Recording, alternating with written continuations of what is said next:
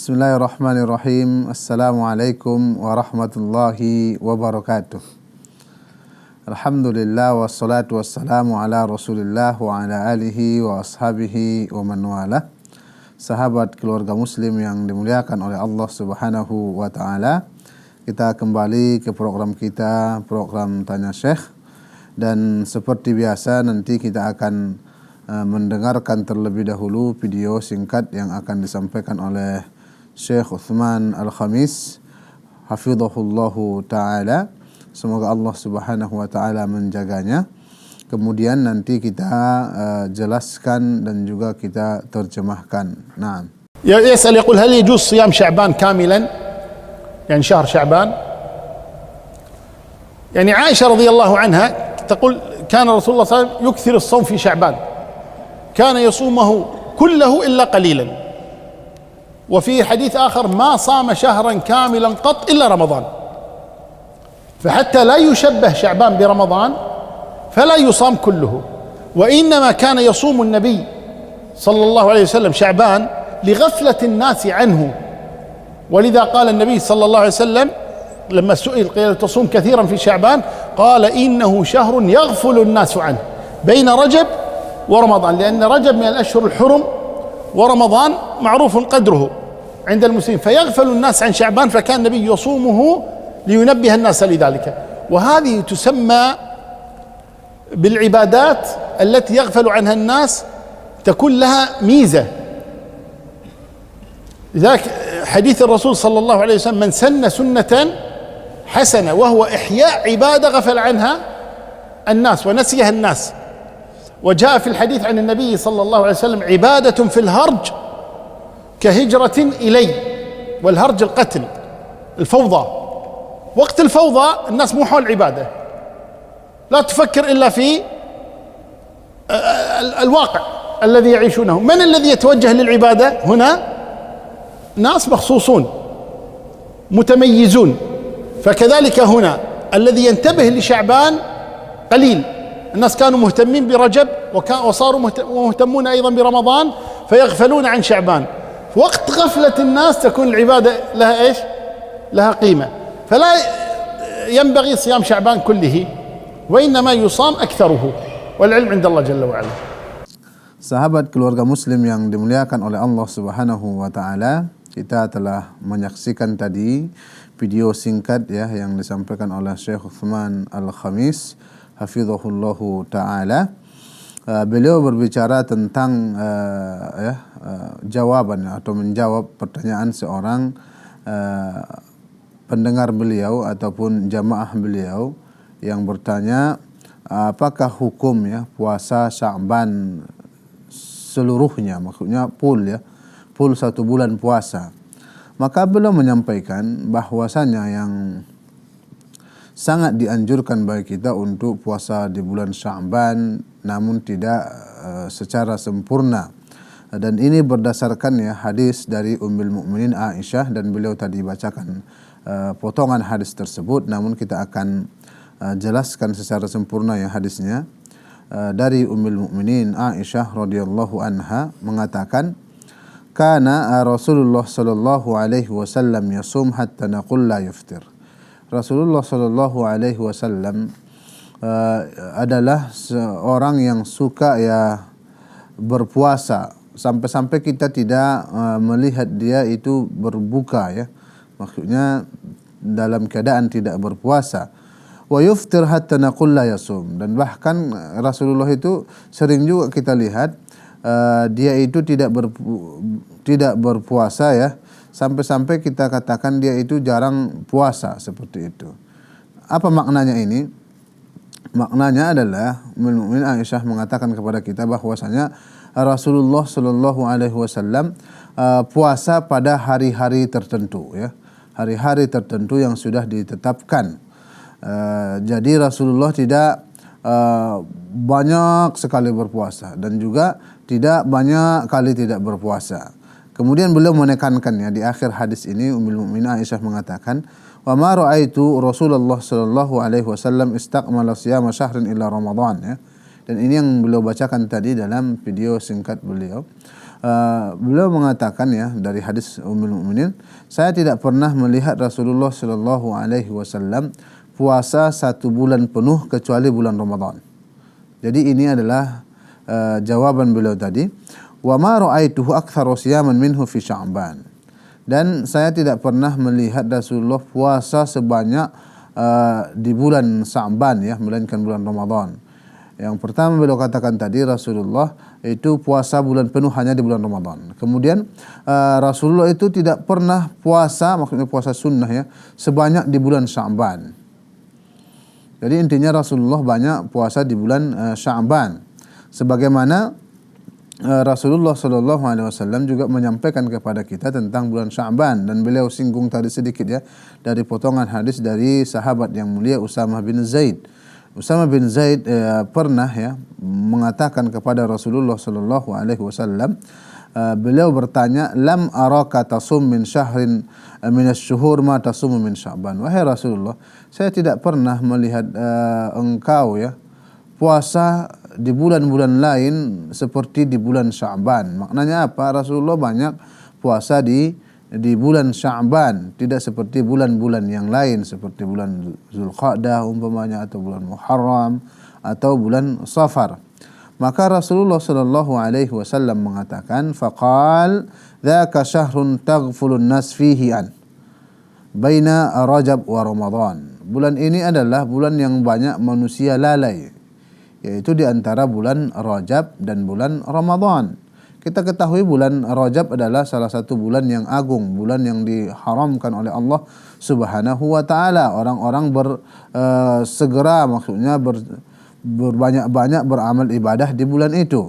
Kemudian bulan Ramadan kita ketahui memiliki keagungan yang sangat banyak, dan bulan Ramadan adalah bulan yang penuh berkah seperti itu. Jadi ketika bulan Sya'ban berada di antara 2 bulan yang mulia, mereka disebutkan dengan bulan Rajab dan nanti akan kepikiran dengan bulan Ramadan sehingga mereka lalai di bulan Sya'ban. Maka Rasulullah mengatakan bulan Sya'ban adalah bulan yang mana manusia lalai ya. Kemudian wa huwa syahrun turfa'u fihi al-a'mal ila rabbil alamin ya, dan bulan ini adalah bulan di mana Allah Subhanahu wa taala mengangkat amal ibadah manusia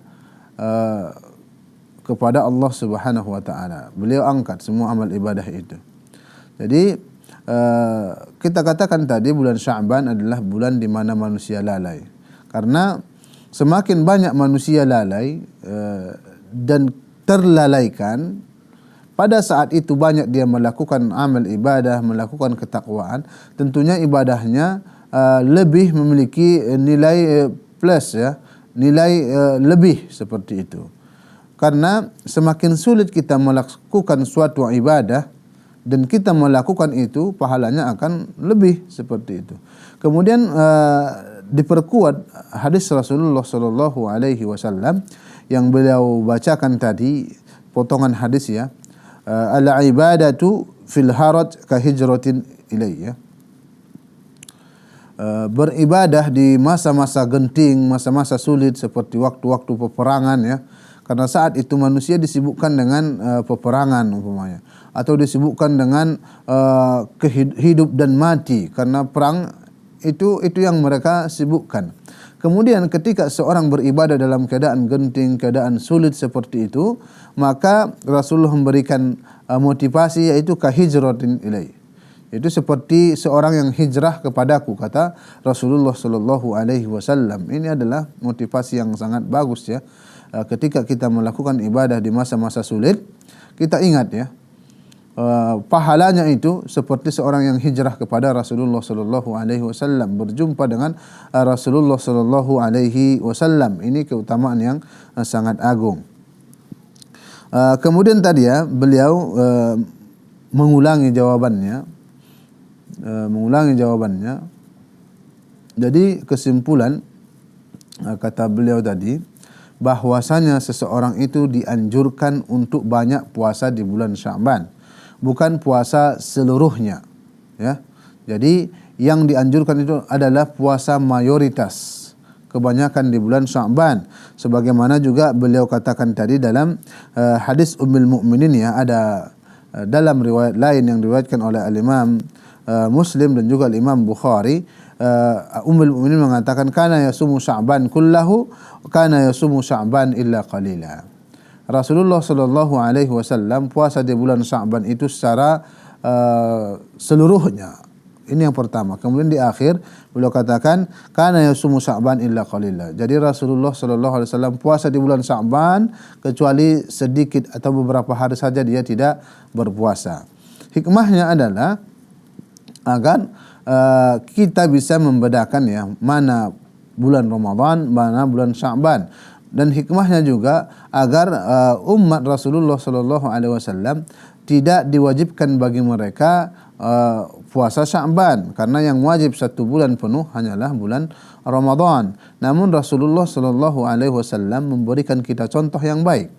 Dan juga sebagian para ulama mengatakan bahwasanya kenapa Rasulullah banyak puasa di bulan Sya'ban, ini adalah merupakan waktu beliau untuk mengqadha ya puasa-puasa sunnah yang beliau tinggalkan di bulan-bulan lain, karena kesibukan ataupun kondisi-kondisi tertentu yang bisa menghalangi dia untuk tidak berpuasa. Seperti Rasulullah sallallahu alaihi wasallam terbiasa ya puasa 3 hari di setiap bulan. Mungkin beliau dalam kondisi safar umpamanya pada bulan tertentu atau bulan kita katakanlah bulan Jumadats Tsani umpamanya atau bulan Rabiul Awal, beliau dalam keadaan safar atau dalam peperangan umpamanya, beliau tidak sanggup atau kondisi tersebut menghalangi dia untuk berpuasa, maka beliau qadha atau beliau gantikan di bulan Sya'ban seperti itu. Ya. Kemudian beliau tadi menyinggung sedikit ya tentang hadis Rasulullah sallallahu alaihi wasallam, man sanna sunnatan hasanah, siapa yang membuat sunnah yang baik ya, menghidupkan sunnah yang baik, maka dia akan mendapatkan pahala seperti orang yang melakukannya. Jadi banyak orang lalai ya. Jadi kenapa dia membahas hadis ini? Jadi di bulan Sya'ban ini banyak orang yang lalai. Jadi karena kelalaian itu orang-orang lupa beribadah. Di antara ibadah itu adalah ibadah puasa di bulan Sya'ban. Ketika seorang menghidupkan syiar Islam ini, menghidupkan sunnah atau syariat ini, orang mengikutinya, maka dia pun mendapatkan pahala sebagaimana orang melakukannya. Umpamanya dia puasa, kemudian teman-temannya tahu dia dalam keadaan berpuasa dan sahabatnya bertanya, kenapa anda berpuasa? Ini kan bukan bulan Ramadan dan bukan juga hari Kamis atau Senin umpamanya, dan bukan juga di tengah bulan atau bukan di awal bulan ataupun di tengah bulan seperti itu. Maka dia katakan, saya puasa di bulan Sya'ban karena Rasulullah sallallahu alaihi wasallam memerintahkan kita untuk itu, dan bahkan Rasulullah sallallahu alaihi wasallam banyak puasa di bulan Sya'ban, hampir seluruhnya kecuali sedikit saja. Ya. Maka orang-orang pun mengikuti dia seperti itu. Ketika orang-orang mengikuti dia, maka dia termasuk dalam konteks hadis yang kita bacakan tadi, man sanna sunnatan hasanah. Siapa yang menghidupkan sunnah yang baik, maka dia akan mendapatkan pahala sebagaimana orang melakukannya seperti itu. Ya. Kemudian sebagai kesimpulan berarti bulan Sya'ban ini adalah bulan yang harus kita perbanyak amal ibadah. Karena di bulan ini amal ibadah kita diangkat kepada Allah Subhanahu wa taala, dan Rasulullah sallallahu alaihi wasallam suka jika amal ibadahnya itu diangkat sedangkan beliau dalam keadaan berpuasa. Kemudian juga ya, ada hadis yang lain yang menjelaskan kepada kita, idzan tasafa Sya'ban ya, jika bulan Sya'ban telah memasuki pertengahan maka janganlah puasa. Ini hadis ada sebagian para ulama yang mendhaifkannya, ada yang mengatakan hadisnya bukan dhaif seperti itu. Jadi intinya adalah dibolehkan ya bagi kita untuk puasa di bulan Sya'ban. Namun jika ada orang yang baru memulai maksudnya belum mulai di pertengahan Sya'ban sebaiknya dia tidak berpuasa seperti itu. Berdasarkan larangan Rasulullah Shallallahu Alaihi Wasallam, karena Rasulullah melarang kita untuk puasa ketika bulan Sya'ban sudah melewati pertengahan bulan. Jadi sebelum memasuki pertengahan bulan, mari kita puasa dari sekarang ya. Dan juga ada larangan Rasulullah Shallallahu Alaihi Wasallam tentang puasa di ayam asyak ya, di hari-hari yang memiliki keraguan, yaitu di ujung-ujung bulan Sya'ban 29, 30 atau 28, 29 ya. Karena dikhawatirkan pada saat itu sudah masuk bulan Ramadan seperti itu.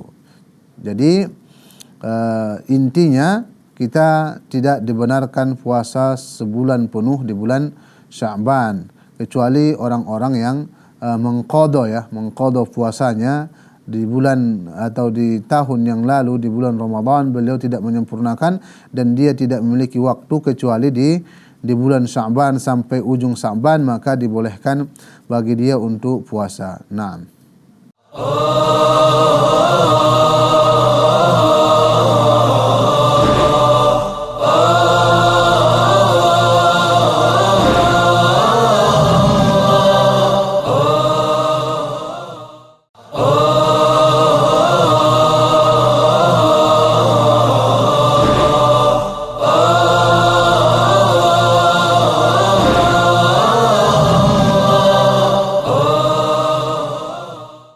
Sahabat keluarga muslim yang dimuliakan oleh Allah Subhanahu wa taala. Sekarang kita melangkah ke segmen kedua ya. Kita simak terlebih dahulu video nanti yang disampaikan oleh Syekh Utsman Al-Khamis hafizahullahu taala tentang hikmah ya diwajibkannya bagi seorang perempuan ya yang sudah diceraikan oleh suaminya cerai 3 untuk menikah dulu dengan laki-laki lain, kemudian setelah cerai dibolehkan lagi menikah dengan suami yang pertama. Naam. هذا يقول ما الحكمة من وجوب زواج المرأة من رجل آخر بعد الطلقة الثالثة وإكمالها للعدة؟ هو الأصل أن رجلا تزوج امرأة فطلقها ثم عادها إلى عصمته ثم استمرت ثم طلقها ثم عادها إلى عصمته ثم استمرت ثم طلقها. هذا مبين أنهم غير متفاهمين. اللي طلق 3 مرات أحيانا خاصة إذا كانوا صغارا، يعني أحيانا واحد عمره أقل من 30 مطلق 3 مرات، يعني معناها أنه هو غير مناسب لها أو هي غير مناسبة له. خلاص تبحث هي عن رجل آخر ويبحث هو عن امرأة أخرى، يعني ما هم توالمين، بس هذا اختصار يعني. فلذلك هي مو القصد أنه فقط تبحث عن رجل آخر حتى يحللها، لا، تبحث عن رجل آخر حتى يتزوجها بس تعيش حياتها أخرى. هذا ما يصلح لها، هي ما تصلح له، بدليل أنهم تطلقا 3 مرات. هذا هو الأصل. فلا تحل له حتى تنكح زوجا غيره، وإذا قال أهل بنية الاستقرار والاستمرار والديمومة. فإن قدر أن الثاني الذي تزوجها مات أو أيضا طلقها، لزوجها الأول أن يراجعها، وليس هو تزوجها لأجل أن ترجع إلى زوجها الأول. فالقصد أن ليس المقصود هنا أنها يجب أن تتزوج آخر حتى ترجع لزوجها، لا تفكر ترجع لزوجها، هي تفكر أن زوجها ما يصلح لها وهي ما تصلح لها أو ما يصلحان لبعض، فتجرب حياة جديدة ويجرب حياة جديدة. هذا المقصود من أنه بعد الطلقة الثالثة لا تحل له، وإنما تبحث عن شخص آخر ويبحث هو عن امرأة أخرى. ثم لو قدر أنه ندم أو ندمت أو كذا أو كذا وكانت قد تزوجت وجربت غيره وطلع غيره أردى منه، مثلا ما تعرف قديري لا جربت غيري، هنا تريد أن ترجع لزوجها الأول فلا بأس هنا، لكن ليس المقصود هو أن تذهب لآخر حتى ترجع للأول. Sahabat keluarga muslim yang dimuliakan oleh Allah Subhanahu wa taala, Kita telah menyaksikan tadi secara singkat ya, beliau menjelaskan hikmah di dalam syariat Allah Subhanahu wa taala secara khusus adalah perceraian. Dan beliau membahas tadi ya, perceraian yang sudah jatuh tolak 3, maka tidak dibolehkan ya bagi suaminya untuk kembali kepada dia sampai dia menikah dulu dengan laki-laki lain, dengan syarat ya, maksudnya tidak ada niat ketika menikah itu adalah sekedar untuk pelepasan saja, maksudnya pelepasan agar nanti ketika menikah dia cerai kemudian bisa nikah lagi dengan lelaki atau suaminya yang pertama. Dan seperti ini adalah pembahasan yang begitu panjang. Namun sebelum kita sampaikan ya apa yang disampaikan saya tadi, alangkah baiknya kita membahas sedikit dulu tentang perceraian ya. Perceraian adalah suatu yang ada dalam syariat Islam, dan perceraian ini sangatlah dibenci ya oleh Allah Subhanahu wa taala. Makanya Allah Subhanahu wa taala membatasi. Kalau seandainya Allah tidak benci, Allah tidak akan batasi, hanya sampai 3 saja. Allah Subhanahu wa taala mengatakan dalam Al-Qur'an ya, A'udzu billahi minasyaitonir rajim. At-talaqu marratan fa imsakun bima'ruf aw tasrihun bi ihsan. Jadi tolak itu hanya 2 kali ya. Maksudnya 2 kali itu yang bisa dirujuk. Jadi dia tolak pertama istrinya, saya ceraikan Anda. Pertama, kemudian dia kembali lagi rujuk ya. Kemudian terjadi lagi masalah, dia ceraikan. Kembali lagi rujuk. Hanya 2 kali yang bisa rujuk. Ya, rujuk maksudnya kembali ya. Kembali membina rumah tangga. Kemudian ketika dia menceraikan yang ketiga kali, maka inilah yang Allah katakan at-talaqu marratan. 2 kali saja. Setelah itu fa imsakun bima'ruf, jika dipertahankan dengan kebaikan, maksudnya menjalin hubungan keluarga dengan harmonis, au tasrihun bi ihsan, atau ceraikan sama sekali. Jika sudah cerai maka tidak bisa lagi suaminya itu menikah dengan istrinya tadi, kecuali dengan syarat yang kita katakan tadi, dia menikah dulu ya, hatta sampai dia menikah dengan laki-laki lain. Dan itu pun tidak bisa dibuat seperti skenario ya, tidak bisa ya. Bahkan Rasulullah mengatakan hatta taduqa usailataha wa taduqa usailatahu ya, sampai laki-laki tadi merasakan, maksudnya merasakan madunya perempuan tadi, maksudnya manisnya perempuan tadi. Rasulullah memberikan kata-kata indah ya, usailah ya, maksudnya usailah itu adalah asal, madu, maksudnya sampai betul-betul mereka memang melakukan hubungan suami istri seperti itu. Dan tidak bisa dibuat seperti skenario seorang suami pertama umpamanya sudah menceraikan istrinya yang ketiga. Agar dia bisa kembali kepada istrinya, dia suruh umpamanya kawannya untuk menikahi istrinya, namun dengan syarat kau nikahi langsung kau ceraikan, jangan kau hubungi umpamanya seperti itu. Maksudnya jangan melakukan hubungan badan seperti itu. Tidak dibenarkan dalam syariat ya, tidak dibenarkan dalam syariat. Jadi ini Allah sebutkan ya secara jelas tentang perceraian ini. Karena perceraian ini ya betul-betul disyariatkan berdasarkan Al-Quran dan juga hadis Rasulullah Sallallahu Alaihi Wasallam dan juga ijma. Jadi tidak boleh kita bermain-main ya, terkhusus masalah tolak ini, karena ada 3 ya. Kata Rasulullah, jidduhunna jiddun wa hazluhunna jiddun ya. Ada 3 hal, bersungguh-sungguh atau bercanda pun mengatakannya itu terjadi, yaitu nikah, tolak, dan juga rujuk ya. Jadi umpamanya ada seorang mengatakan bercanda kepada istrinya, walaupun dengan niat bercanda, saya ceraikan Anda, itu terjadi.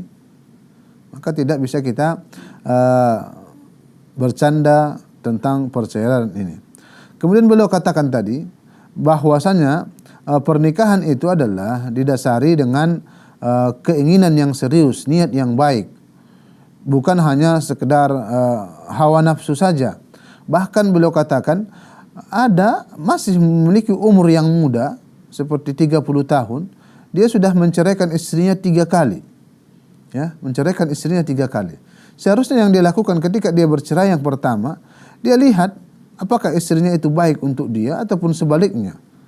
Jangan bersegera untuk rujuk seperti itu. Kalau memang tidak baik, ya, kalau dilanjutkan tidak memiliki hubungan yang baik, bahkan terjerumus kepada kemungkaran yang lebih besar, lebih baik seorang suami tadi mencari istri yang lain atau istri tadi mencari suami yang lain seperti itu.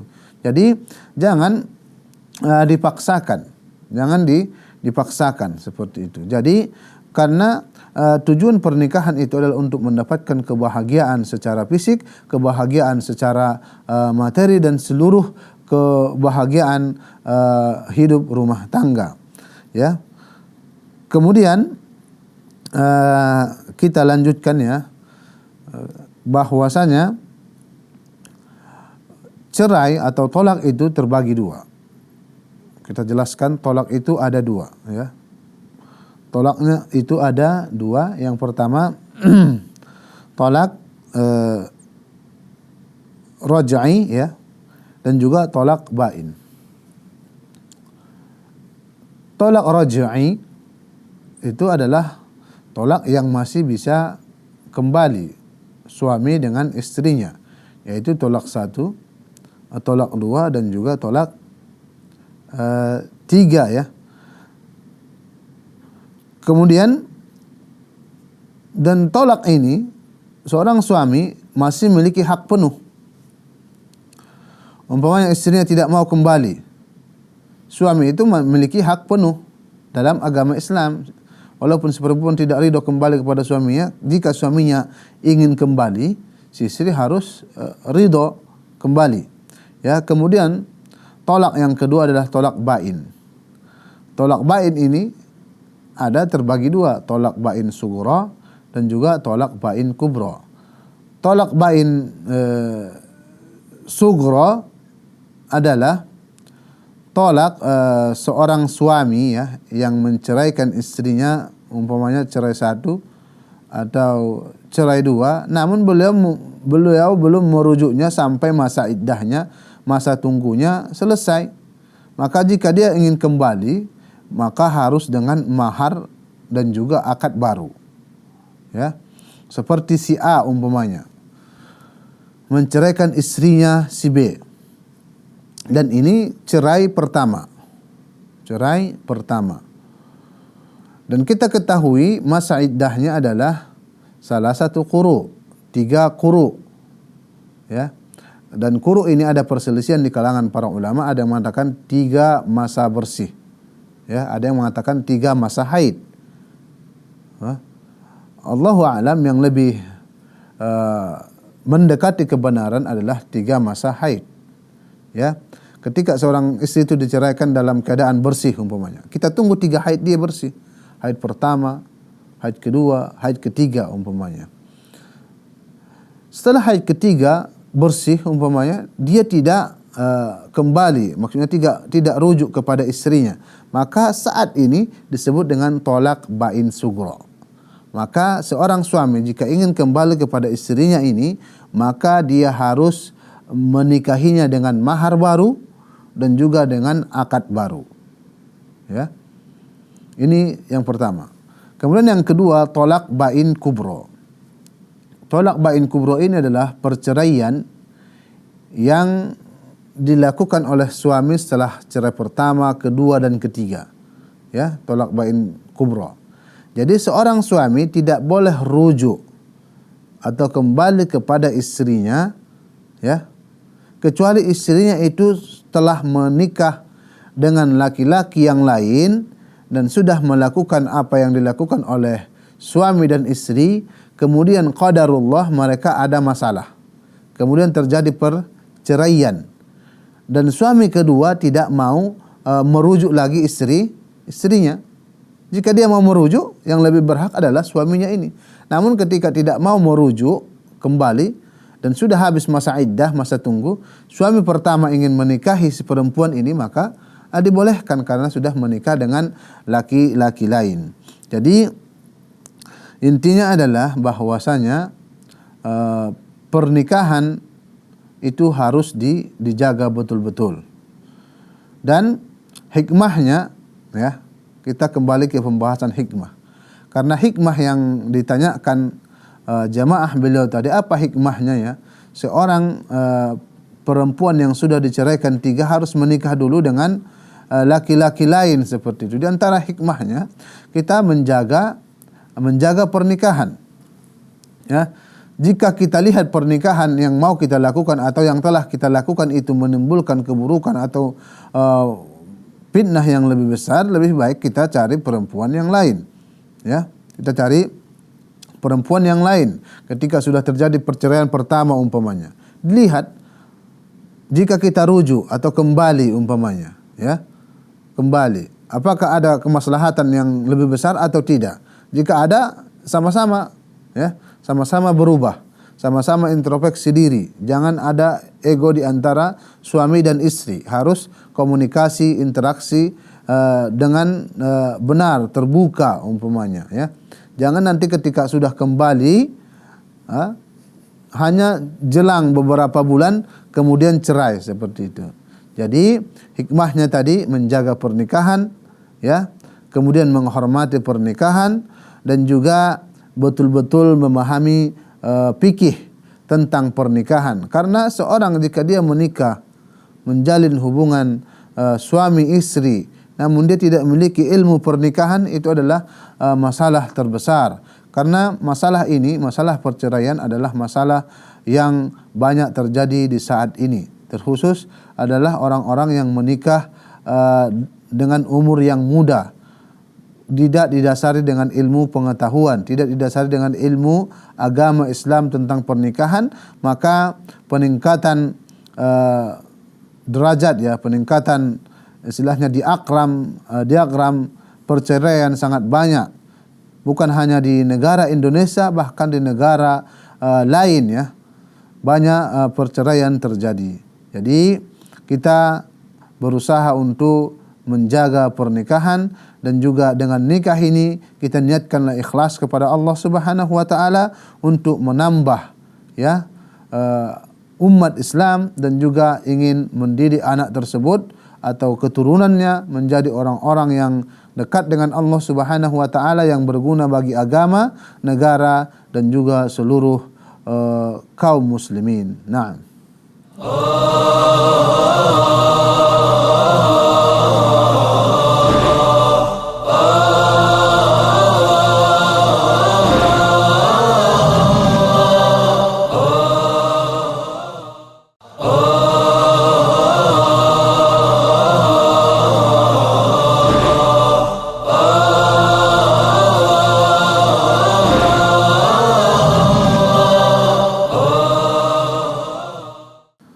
Sahabat keluarga muslim yang dimuliakan oleh Allah Subhanahu wa taala, kita kembali ke program Tanya Syekh segmen ketiga. Kita tonton terlebih dahulu, ya, video singkat yang akan disampaikan oleh Syekh Utsman Al-Khamis hafizahullahu taala tentang membaca surah Al-Fatihah pada akad nikah ataupun ketika ada musibah, ya, musibah meninggal dunia. Naam. يقول في بعض مجالس العزاء يقولون على روح الميت فلان الفاتحة، وفي عقد النكاح يقولون نفس الشيء. هذه كلها من البدع. ما في شيء اسمه على روح فلان الفاتحة، أو بعد النكاح يقول الفاتحة، كلها من البدع غير صحيح أبدا. وإنما في النكاح يقولون الدعاء الذي ثبت عن النبي صلى الله عليه وسلم: إن الحمد لله نحمده ونستعينه ونستغفره، ثم يقول زوجتك ابنتي فلانة، ثم يقول هذا قبلت الزواج من فلانة، وانتهى. والباقي يباركون فقط. هذا هو الزواج، وهكذا كان الزواج في زمن النبي صلى الله عليه وسلم. أما قضية قراءة الفاتحة هذا من البدع التي ما أنزل الله بها من سلطان.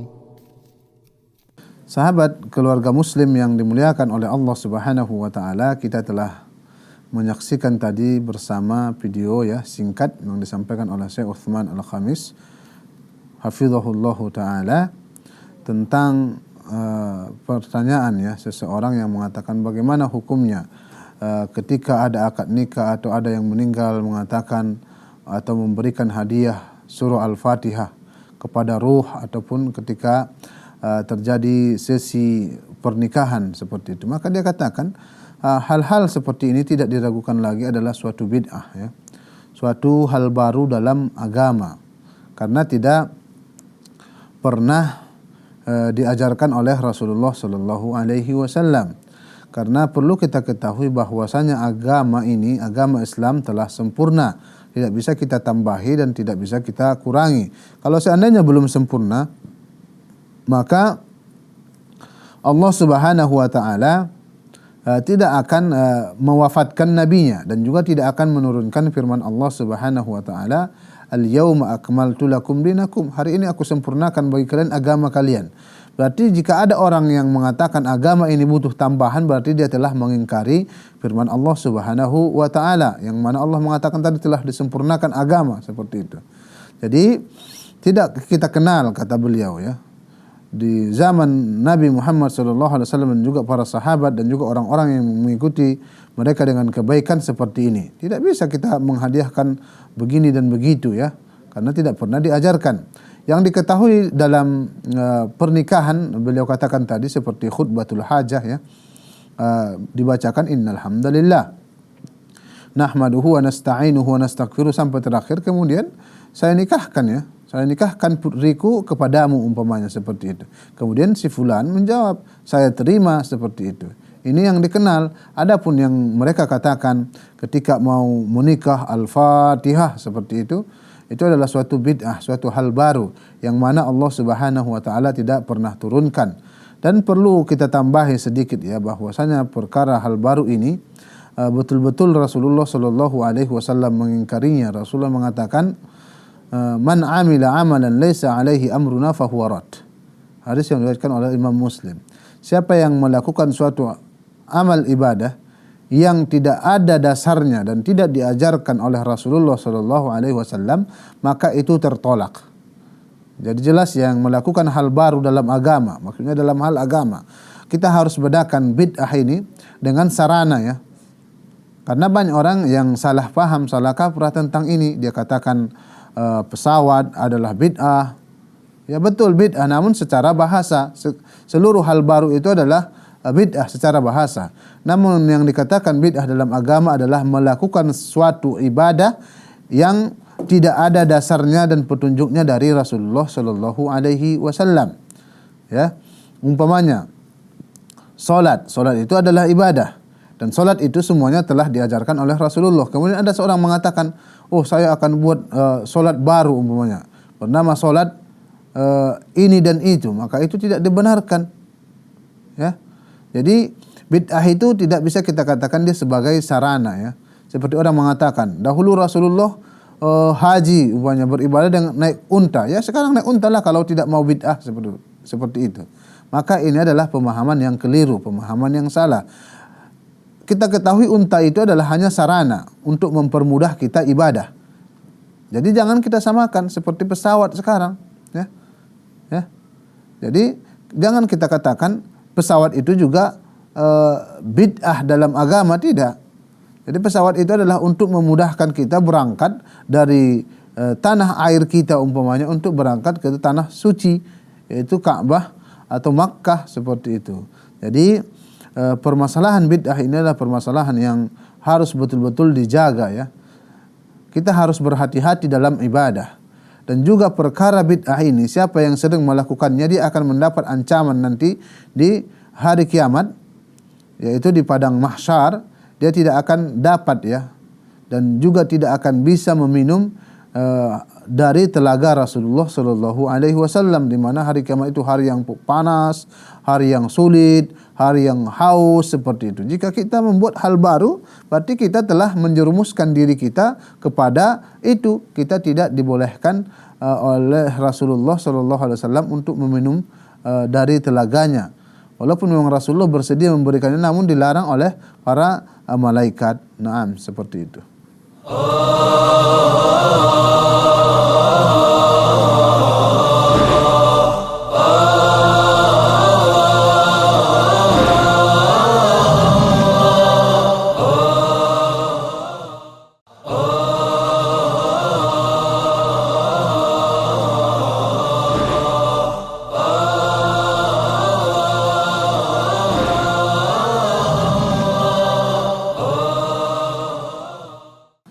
Sahabat keluarga muslim yang dimuliakan oleh Allah Subhanahu wa taala.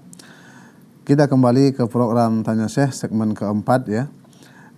Kita akan menyaksikan terlebih dahulu video singkat nanti yang akan disampaikan oleh Syekh Uthman Al-Khamis hafizahullahu taala.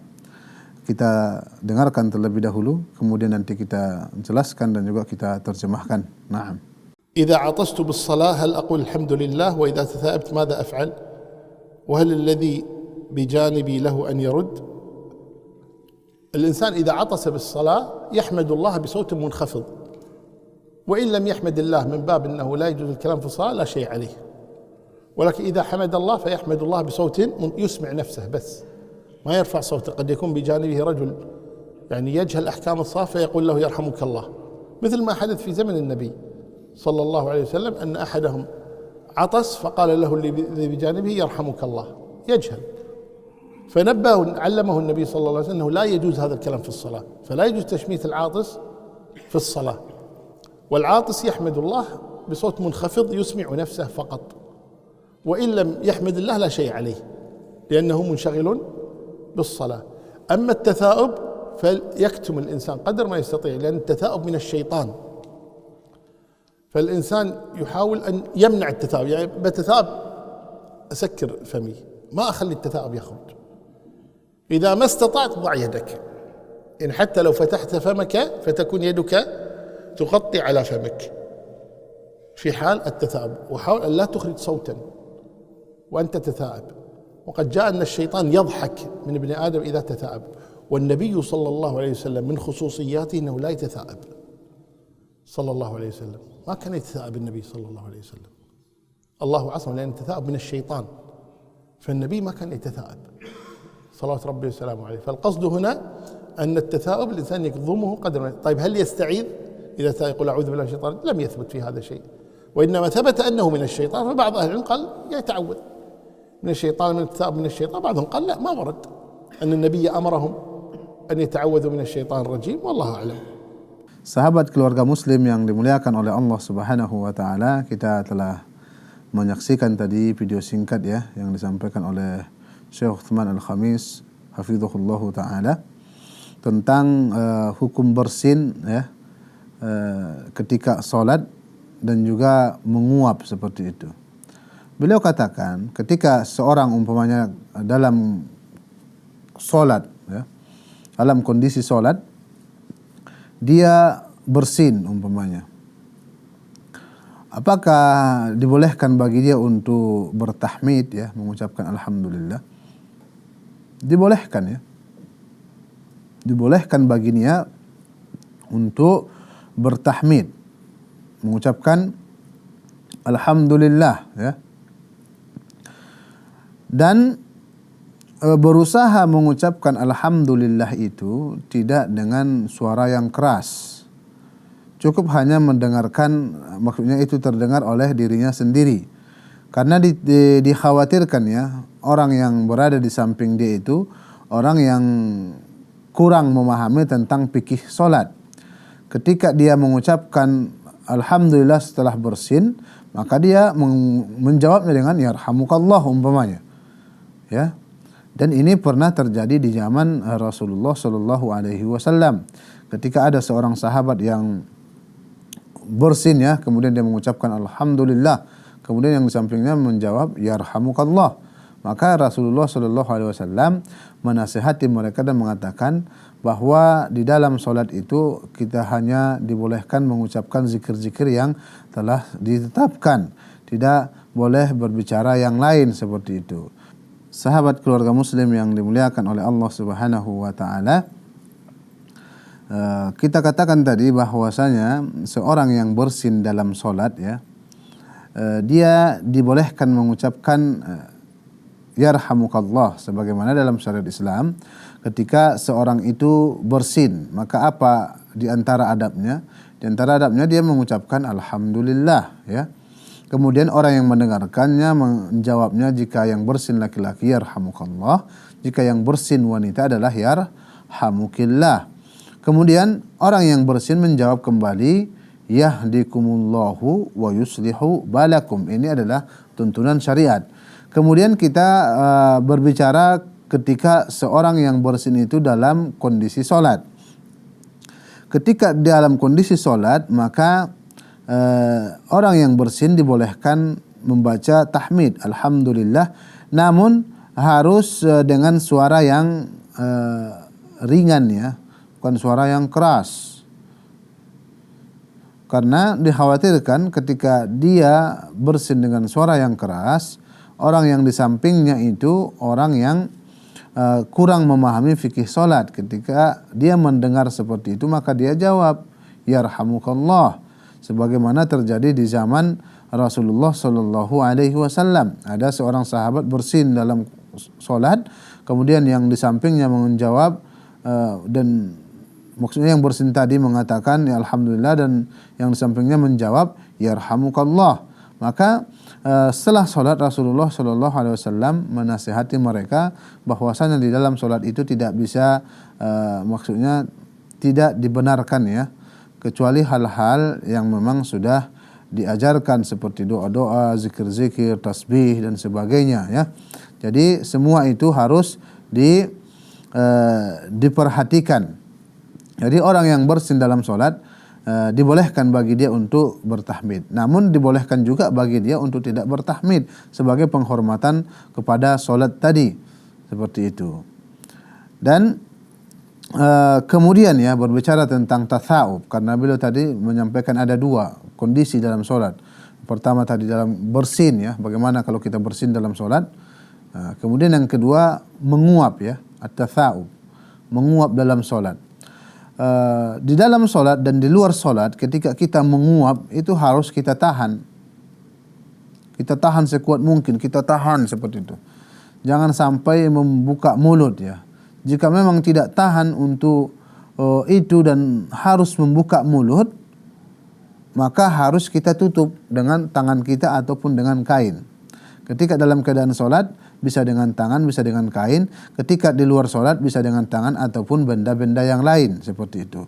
Karena at-tatha'ub minasyaitan, kata Rasulullah Sallallahu Alaihi Wasallam.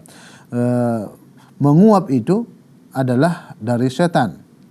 Jadi kita harus menahannya sekuat tenaga. Karena setan adalah musuh kita yang nyata. Jadi seluruh apa saja yang berasal dari setan dan juga bala tentaranya harus kita jauhi. Dan juga Rasulullah Shallallahu Alaihi Wasallam adalah mendapatkan kekhususan ya dari Allah Subhanahu Wa Taala, bahwasanya Rasulullah tidak pernah menguap, karena menguap itu dari setan. Jadi Allah jauhkan Rasulullah Shallallahu Alaihi Wasallam dari itu, karena Rasulullah Shallallahu Alaihi Wasallam senantiasa Allah jaga, Allah maksumkan dia dari kesalahan-kesalahan. Dan jika Rasulullah membuat kesalahan, langsung Allah tegur dengan wahyu. Kemudian pertanyaannya, apakah ada ucapan-ucapan ataupun bacaan-bacaan khusus setelah menguap seperti bersin umpamanya? Kita katakan tadi bersin ada, setelah bersin mengucapkan alhamdulillah, dan ada yang menjawab yarhamukallah atau yarhamukillah. Kemudian dia jawab kembali yahdikumullah wa yuslihu balakum. Kemudian berbicara tentang menguap apakah seperti bersin? Maka sebagian ulama mengatakan dibolehkan bagi dia untuk berlindung kepada Allah Subhanahu wa taala dan mengucapkan a'udzubillahi minasyaitonir rajim. Karena tatha'ub atau menguap ini kita katakan dari setan. Namun Allahu a'lam tidak ada dalil yang kuat membicarakan tentang ini. Jika seorang menguap, dia hanya cukup untuk menahannya saja, ya, menahannya saja tanpa mengeluarkan suara, ya, tanpa mengeluarkan suara. Karena jika dia mengeluarkan suara kata seperti itu saja, maka setan ataupun bala tentaranya itu dan kawan-kawannya akan tersenyum, tertawa, karena mereka telah bisa membuat suatu kemungkaran kepada manusia. Nah, sahabat keluarga muslim yang dimuliakan oleh Allah Subhanahu wa taala, kita telah menyelesaikan ya beberapa segmen tadi, segmen 1 sampai segmen 4, dan apa yang kita sampaikan itu semua ya mudah-mudahan Allah mudahkan kita untuk mengamalkannya, melaksanakannya dan juga mendakwahkannya kepada orang lain. Dan apa yang saya sampaikan tadi, jika itu benar itu dari Allah Subhanahu wa taala, dan jika itu salah itu dari diri saya sendiri. Aqulu qauli hadza wa astaghfirullah li wa lakum wa lisairil muslimin fastaghfiruhu innahu wal ghafurur rahim. Assalamualaikum warahmatullahi wabarakatuh.